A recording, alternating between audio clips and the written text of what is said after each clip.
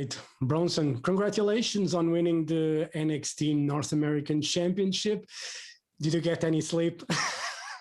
Well, I thank you first off. I tried to sleep, but it's one of those nights you have so many emotions and people send you messages and then it's hard to sort of come down from that adrenaline. So I tried to sleep last night, but I was sort of just in bed laying there.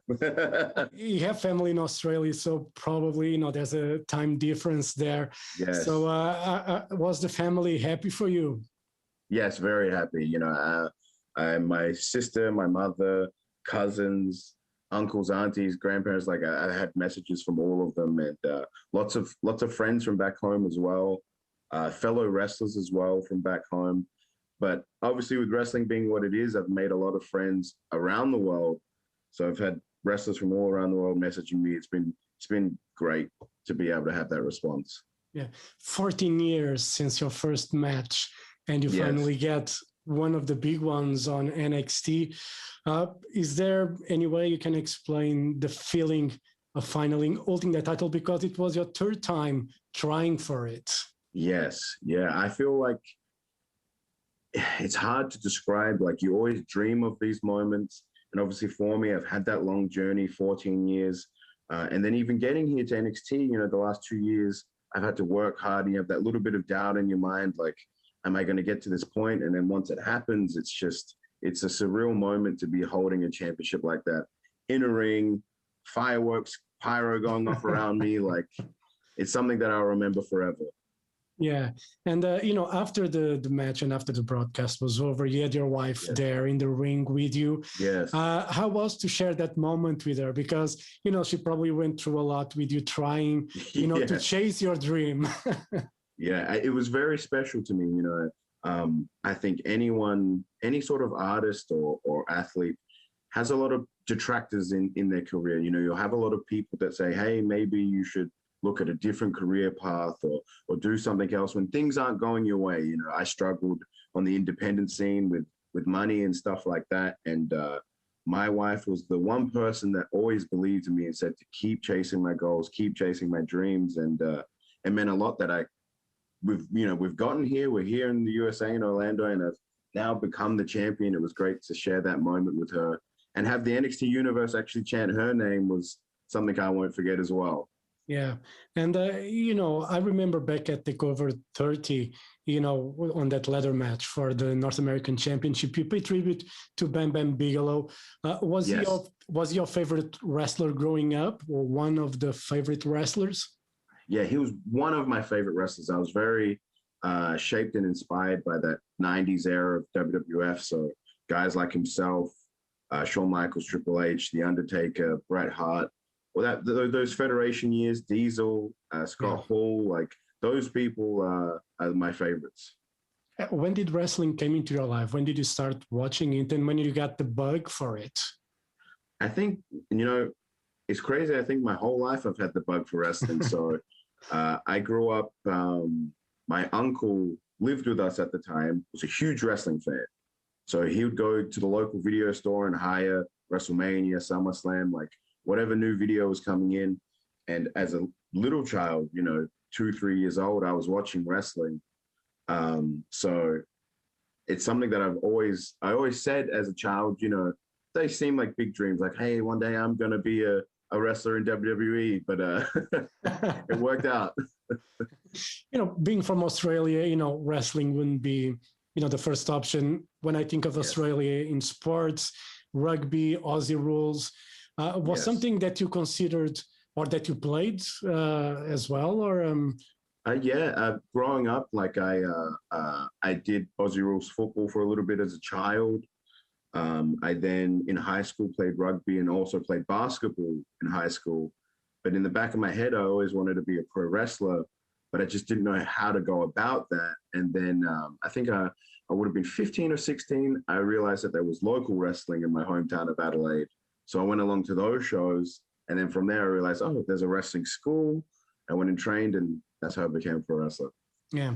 And that transition from, from rugby or Aussie rules to wrestling, what did you find the hardest part of wrestling was compared to the other sports that you practiced?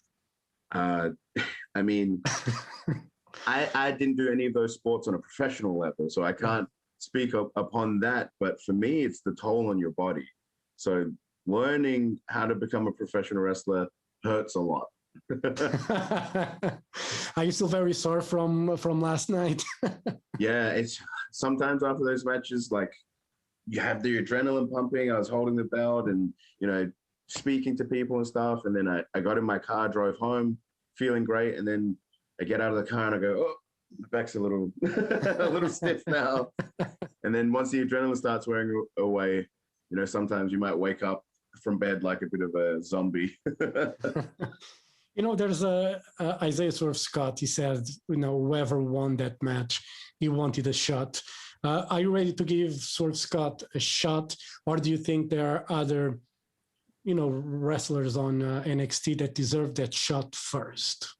Yeah, I think Swerve has been coming up the ranks just as I have. So if he wants a shot at the title, I'm willing to give him a shot at the title. I want to be a defending North American champion. I want to try and defend this championship as much as possible, make it something really memorable.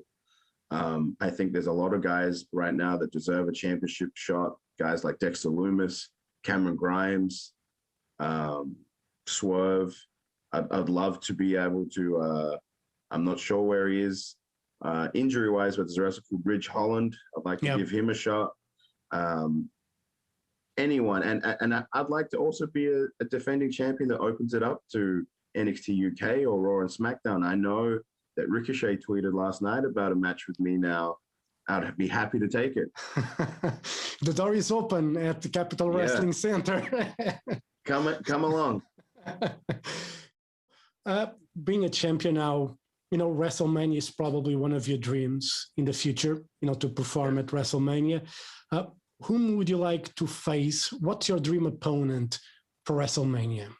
For me, it's Roman Reigns. At the moment, he's the top dog, the head of the table, the tribal chief.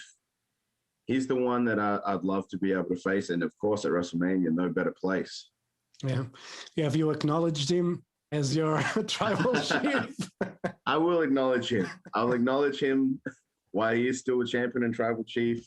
Myself, I am half Australian, but I am also half Samoan. So he's my chief. There's a lot of Aussie talent at the moment, like in WWE, NXT, obviously Raw, SmackDown.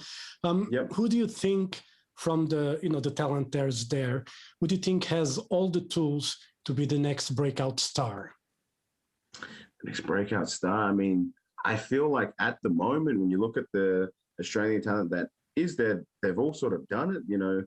Someone like Murphy has been a tag champion, cruiserweight champion. Then you have Rhea Ripley, who is the current champion on Raw, and Indy Hartwell, who's just won a tag championship. So I think someone, I'm not too sure what's happening, but there's a fellow Australian that was in Retribution called Slapjack. Yeah. And they've split up, and I've seen T-Bar and Mace doing stuff. So I'm just waiting for Slapjack to come out of the shadows and win a championship.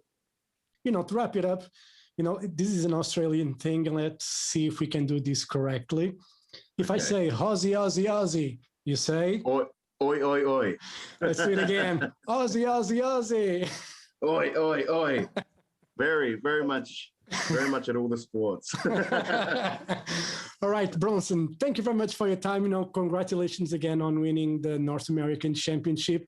It was a great match. I look forward for more of your matches. And, whoever comes forward, they better be ready for you because, I think you're here to stay. Not letting this go anytime soon.